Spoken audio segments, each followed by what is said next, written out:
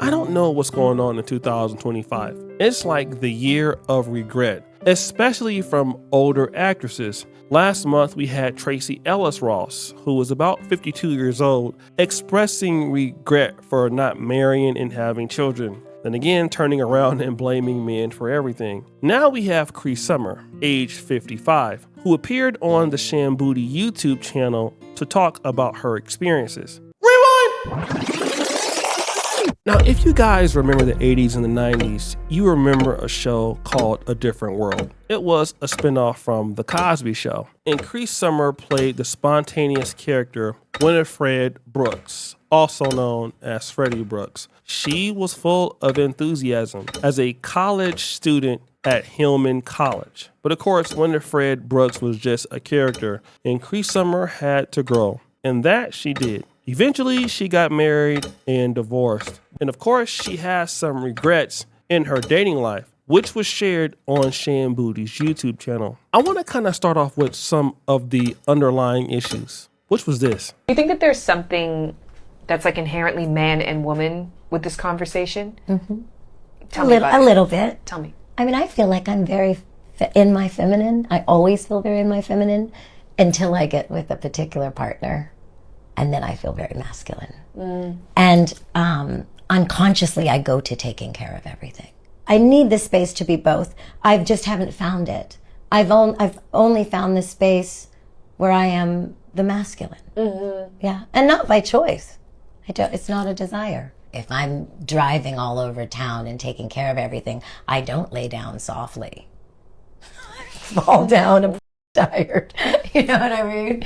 And I do want to lay down softly. So in this particular clip, she's saying that in many ways, she feels like she's very feminine and always have been feminine until she gets with a particular partner, and then she feels very masculine. Now, as you can tell by her appearance, she's half white, half black, Canadian father, African-American mother. But as you can see that when she gets with a certain particular person, she feels like she needs to do everything, and it's not her desire, it's just how things work. In other words, this particular lady, despite being biracial and having a lot of opportunities in her vicinity, she could not get the kind of man that her mother got with her father. And this is something that a lot of professional women really struggle with. Again, I know women who are medical doctors, women who are pharmacists, women who are attorneys, and they're beautiful. But a lot of times their professional role or their earning potential, it limits who they can date.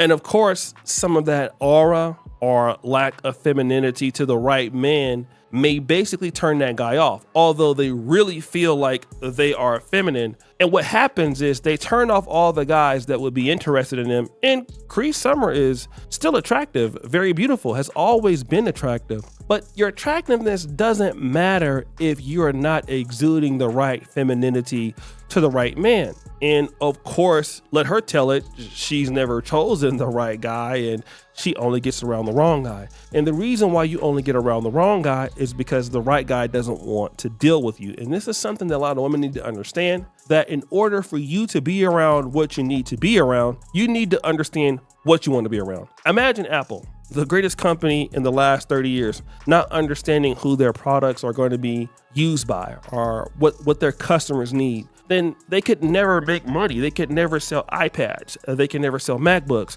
They can never sell iPhones. They can never sell chargers. They couldn't sell anything because they just don't have a product base. They take the opportunity to serve their customers, understanding it from a software and a hardware position, and that's why Apple continues to be successful. On the other hand, women want successful men or want masculine men, but they rarely care about, most of them, what these men need or what they're looking for. And it's hard to make that sacrifice. And so what happens is, despite being beautiful and talented, you turn those guys off, and then all the men you're around are guys who are basically beta males because of your career or because of your success. That's kind of what happens. And so then you say, well, when I get around these certain men, well, I can't be feminine anymore. Although I want to be feminine, I become masculine. But really, it's these men's fault that I'm around because it's them who are little bees, not me. Stop the cap. Yeah, that's an excuse that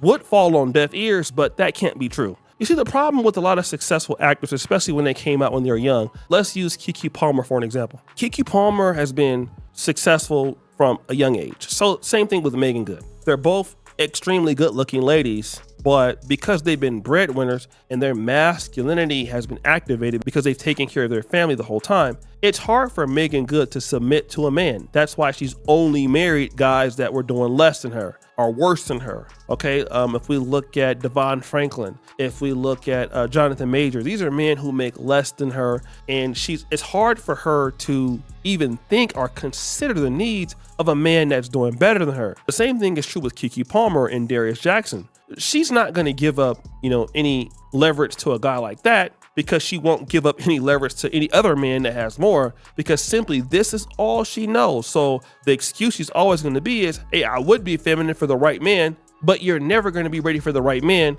because you're not willing to sacrifice for the right man. But then wait, there's more. Oh, so embarrassing to say at 55. I don't think I've clearly chosen a partner that's compatible for me.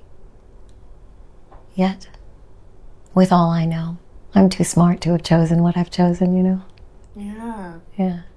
I could have given myself the credit for how intelligent I really am. So she said that she's never learned how to pick the right man. And then Shamboudi very intelligently positions this question. Even actually when you were talking in the beginning about, the kind of people who approach you and like, well, that's just who approaches me. I'm like, well, who do you approach? I don't approach anybody. Why not? I've never done that before. Ever.